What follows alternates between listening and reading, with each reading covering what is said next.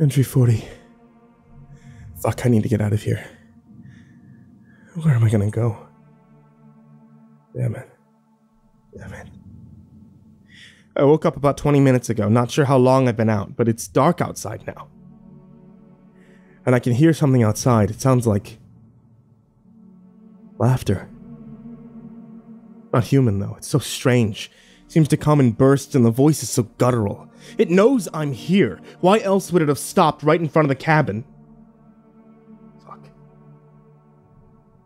God, fuck this place. It's been hard to admit it, but I've been deluding myself this whole time. Desire for adventure, it's all bullshit. It wasn't at the beginning, but things have changed. I want to go home. But if this really is Earth in the future, maybe home doesn't exist at all. I just heard something. It sounds like gunshots. And yelling. The laughing's only getting louder now.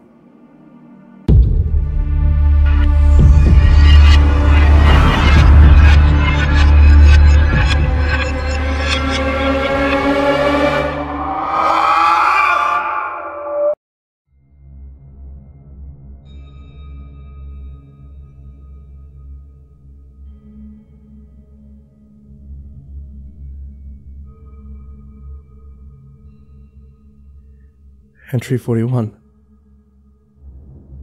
So, a lot's happened. I don't know if I can call myself safe or not, but it's sure as hell better than being stuck in that cabin. The commotion outside went on for another few minutes before some guys burst in, rifles aimed right at me. They must have been in their late teens. I don't know how to react at first. I thought that I was dead. However, they seemed as surprised as I was. After asking me questions that I don't know how to answer, they destroyed some floorboards and fished out what I assumed to be cartons of ammunition from underneath. They told me to come with them, and we hopped into an extremely run-down dune buggy before driving off. Before we left, I got a glimpse of what had been making those laughing noises. God, I wish I really hadn't. Looked like a giant spider with too many legs. With a human face. As we drove through the desolate, hellish landscape, I asked one of them what the hell this place was. I expected him to be surprised at me, asking such a seemingly random question. However, he didn't even hesitate. Heaven's curse! It's what they call it anyway, he told me. In other words, this is hell. I didn't get any of their names. They never bothered telling me. Right now, I'm in some kind of walled outpost. I don't know how many people are here. Must be thousands, though. Weird thing is, most of them are children. Nobody looks past 40. Didn't get much of an introduction. Everything's moving so fast right now. I keep asking everyone what this place is, but nobody seems to want to talk to me. Heaven's curse. Station 26. I only ever get vague names. At this point, I've come to the conclusion that I must have been teleported. It must have taken me somewhere else, but where? Probably just another island, but it doesn't look like I'm getting a straight answer anytime soon. Right as I entered through the gates, I was gestured up to a guard tower and told that I was to be a lookout from now on. What am I looking out for? I asked them. Anything that gets too close. Use the radio to contact somebody on the ground. Oh, shit, I thought. Let me describe the place a bit better. You know how before there was fog so thick I couldn't see shit in front of me? Well, most of it seems to have dissipated around here. It's still present, but not enough to cause a considerable nuisance. The unexplainable part stems from the fact that there seems to be a barrier in which the fog is either heavy or light. In other words, there's literally a massive wall of fog that stretches up the clouds, sitting just a few hundred meters away from the barrier walls. Speaking of walls, they look like they've gone through absolute hell. They seem to be made out of hardened mud, and it stretches upwards around 30 meters. From where we're positioned on the tower, we can see just over it, enough to make out the vast expanse of desert in front of us. The outpost itself gives off a post-nuclear apocalypse steampunk vibe. But I assume the soldiers or guards here wear really archaic-looking scrap metal armor. Use those firearms that appear to be powered by steam. The buildings here are mostly in shambles. There's a multitude of extremely run-down factories and buildings that are just dismantled for resources. Almost everybody sleeps underground in these cruddy dugout bunkers. Safe to say it isn't exactly paradise here. In addition to all this, the food situation is horrific. But I guess that's been a constant, so I can't be too surprised. Not even that I'm starving. My diet's turned into one consisting solely of tree bark and cooked insects. Never thought I'd miss energy bars. Currently doing 14-hour shifts. There's a few guys up here with me, but like everybody else, they don't seem to be talkative. I'd like to say that's mostly uneventful, but it really isn't. Almost every 2 hours I see things. Now, I've encountered a lot of creatures throughout the past year, but the shit that I've seen from just a few days of being here, it's something else entirely. Most of the time they're quite far away, but every once in a while, they get a little close for comfort. That's when we use the radio. Just yesterday, we witnessed something in the distance, past the wall of fog. At first, I thought that it was some sort of aircraft. How wrong I was. The two guys here with me seemed to know exactly what was going on because they freaked out and started screaming into their radios, "Harbingers! Harbingers coming!" Confused beyond belief, I asked them what the hell they were talking about. However, they didn't even need to answer me. As soon as the question came out of my mouth, they broke through the fog. I guess the best way that I could describe them are small dragons. But as it got closer and closer, I realized it was a lot worse than I initially thought. It had these sharp spikes sticking out from all over its body, and I mean all over. None of them were the same size either. I barely had time to process this before it flew right into our tower and shredded the two guys that I was working with. It set its gaze on me before it was bombarded with a melody of firepower below. It flew down, barely sparing me from death. It took a while. Finally killed the thing. This has taken out 15 people before it finally went down. I expected everybody to be relieved after that, however. They just remained more on guard than ever. I soon realized why. I looked back out into the shady plain. Another familiar shape had materialized just beyond the fog, but this time it was followed by more. And I radioed them and started scrambling down the ladder. Staying there would have been a death sentence.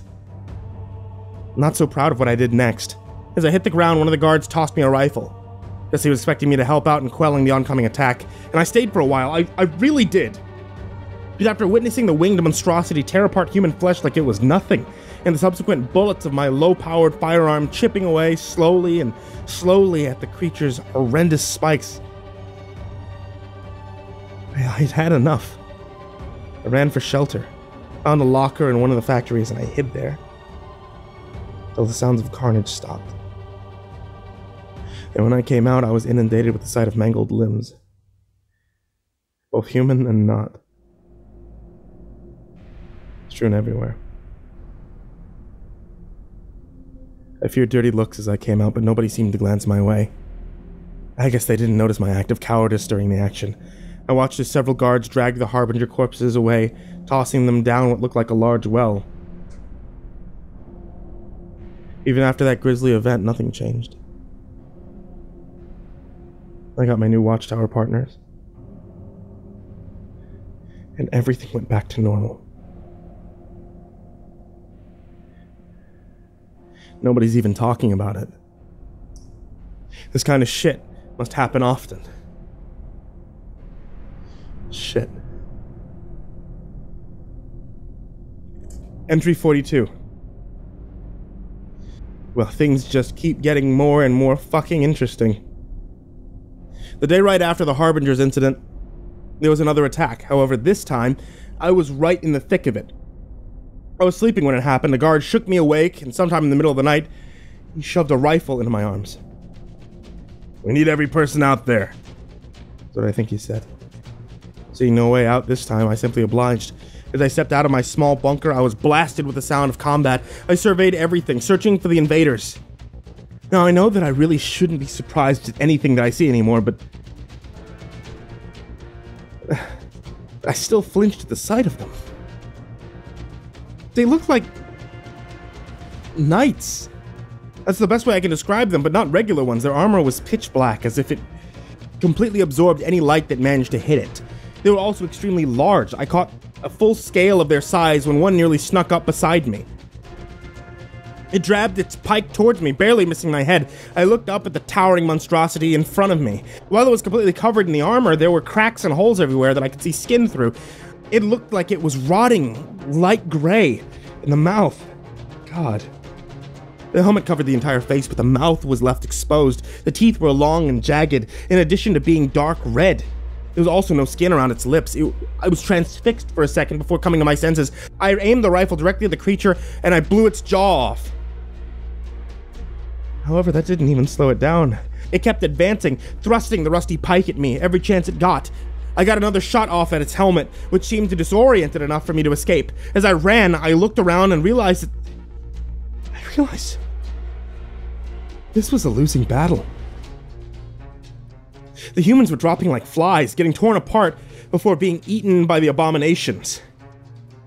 That wasn't even the worst part. The walls were breaking apart. The knights poured in at a torrid rate. I didn't even know how many there were, too many to handle for sure. I even saw some harbingers flying around, as well as what looked like fiery skeletons on horses.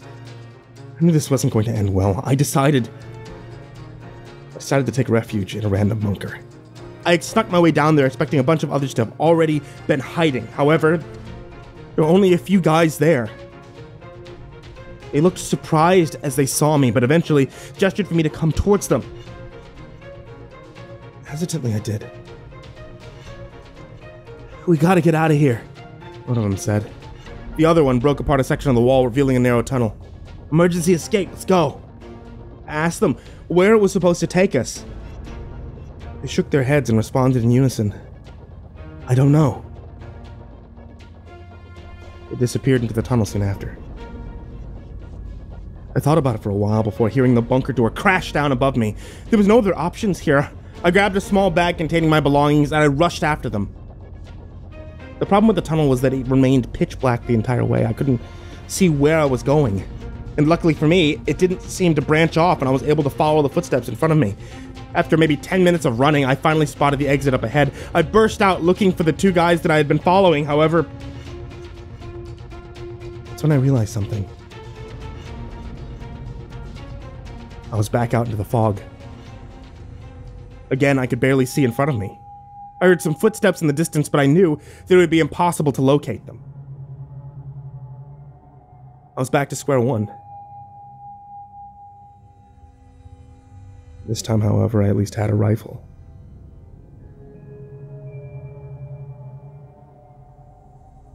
I counted 4 more shots.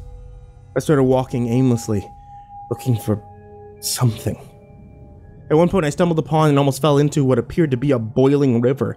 However, as I got closer, I realized that wasn't the case. There were small creatures erratically moving around in the water, kind of like piranhas do when you drop meat near them. However, these were a lot worse than piranhas. When I peered over to see what was going on, a few lunged at me, and I moved out of the way just in time as they landed in the dry sand. I got a good look at them while they flopped around. They were hard to describe, like a lobster squid mutation with too many mouths. Safe to say I found another way around. I don't know how long I walked, probably only half a day, but it felt like weeks. Luckily, I packed a jug of water beforehand. I saw a lot of shit out there. I think that if I was transported here directly from Earth, I probably would have died in the first few minutes. But I seem to have adapted to hostile landscapes rather well. Managed to avoid any confrontations. The fog made it easier. A few times I inadvertently caught the attention of the entities that roamed this place. However, I learned that if I buried myself in the sand well enough, they wouldn't find me. These things were dumb as shit. It was when the fog finally dissipated what problems arose. See, at one point I stumbled upon what seemed to be railroad tracks. Thinking they'd somehow lead somewhere, I followed them. As I kept walking, I noticed that the fog was starting to thin out around me.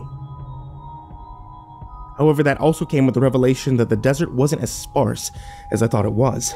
When the fog disappeared completely, I was suddenly thrust into the center of attention of every creature in my vicinity, and there were a lot of them. The good news was that I also saw something else in the distance. A wall. This time, it looked like it was made of stone. There was also armed guards on top of them. For a brief second, I made eye contact with one of them. At first, I wasn't sure if they were hostile or not. I got my answer when they shot what looked like a large scorpion that started charging towards me. I started running like hell towards the barricade, nearly slipping in the sand a few times. If the guards weren't helping me out every step of the way, I would have been a goner in the first few seconds. As I got closer, I saw a small opening beginning to materialize in the wall. I just ran even harder. I barely escaped, stumbling in at the entrance as it closed behind me. Unfortunately, one of the creatures also leaked in. It looked like a ghoulish feral woman with giant empty eye sockets. It started choking me, but was shot down by something behind me. I turned around, coming face to face with a large, burly man in tactical gear. He introduced himself as Crane, a soldier living at the settlement. He showed me around the place. I realized this must have been an old military base. There were tanks, hangars, warehouses, weapons depots, all that shit. There also aren't that many people. Even stranger, barely any women. Crane sighed as I pointed that out. I don't know what's going on, he said. There used to be a lot of them, but they've all been dying. Must be something in the water here, or the air. Who the fuck knows with this place? He didn't elaborate any further. Almost like he didn't want to think about the grim implications of what that may mean for this place. In fact, they were ecstatic whenever they encountered a new person out in the desert. They weren't lacking resources. They were lacking a population. Sure as hell seemed a lot more secure than the settlement that I was in. They even had explosives here. Unsurprisingly, I was immediately assigned to be a soldier as well. I have guard duty tomorrow. Back to the shit. My bed here is relatively comfortable. Food isn't terrible. They've actually managed to farm livestock here. They look rather unsightly like mutated boars, but I really couldn't complain at this point. Overall, the place is decent. As decent as it gets, I suppose. A strange thing to note here was what looked like a large pit in the middle of a pathway. It was barricaded somewhat haphazardly. I walked up to get a better look at it. I peered down, expecting to see a bottomless void. However, I was met with something else. Almost like a thick, gray mist of sorts. It looked ominous as hell. I asked Crane about it, but he said he didn't know. That it's been there ever since he was. I'd stay away from it, though. If that wasn't obvious.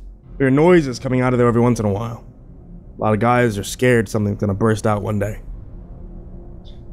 I mean, I'll take his advice. However, as I lie here, I ask myself if this life is even worth living anymore. The people around me probably don't have these feelings. I mean, this is all they know, but I've experienced the past. The old mundane experiences that I hated so much suddenly come into perspective. We clawed ourselves out of the dark ages for a reason. Entry 43. Holy shit.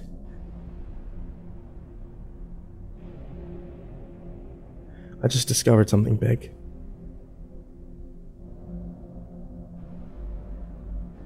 The guys around here tend to crumple up papers and throw them around for fun. As I was walking around, I noticed one on the ground. I picked it up, trying to get a close look at it, and that's when I realized that this was a newspaper. I opened it up, hoping to get a glimpse back at the old world.